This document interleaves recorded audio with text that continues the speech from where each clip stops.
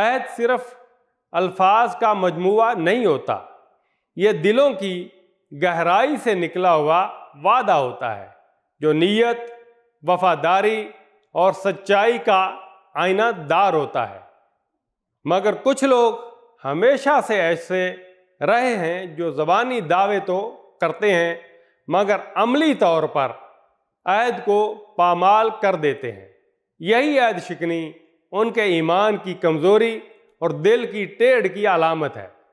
اللہ تعالیٰ فرماتا ہے، کیا ہمیشہ ایسا ہی نہیں ہوتا رہا کہ جب انہوں نے کوئی عہد کیا تو ان میں سے ایک نہ ایک گروہ نے اسے ضرور ہی بالائے طاق رکھ دیا، بلکہ ان میں سے اکثر ایسے ہی ہیں جو سچے دل سے ایمان نہیں لاتے۔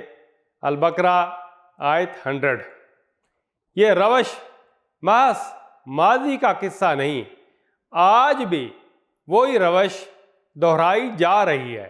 عہد توڑنا، دین کے تقاضوں سے روگردانی کرنا، زبان و دل کا تضاد، یہ سب ایمان کی جڑوں کو کھوکھلا کر دیتا ہے۔ اے اللہ، ہمیں وفاداری، اخلاص اور سچائی عطا فرما اور اپنے عہد کو نبھانے والے مخلص بندوں میں شامل فرما۔